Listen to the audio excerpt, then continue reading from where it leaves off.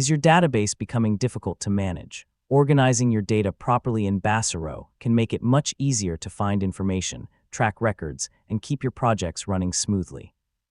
In this guide, I'll show you how to organize data in Baserow in 2026. Before adding lots of records, take a moment to plan your database structure. Think about what information you need to store and how it should be grouped. Instead of placing everything into one large table, create separate tables for different types of information. For example, you might have tables for customers, projects, products, or tasks.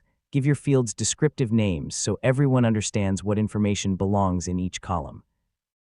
Clear naming helps prevent confusion later. Select field types that match your data. Use text fields for names, date fields for deadlines, number fields for quantities, and checkboxes for completed items. Create filters and custom views to focus on specific records. This helps you quickly find important information without scrolling through every row. Use sorting options to arrange records by priority, date, status, or any other important field. This makes large datasets much easier to manage. Regularly review and update your records. Remove outdated information, correct errors, and make sure your database stays accurate and useful. And that's how to organize data in Baserow in 2026.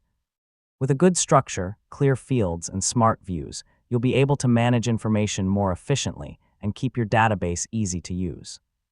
So start organizing your data today and make your workflow much smoother. Thanks for watching.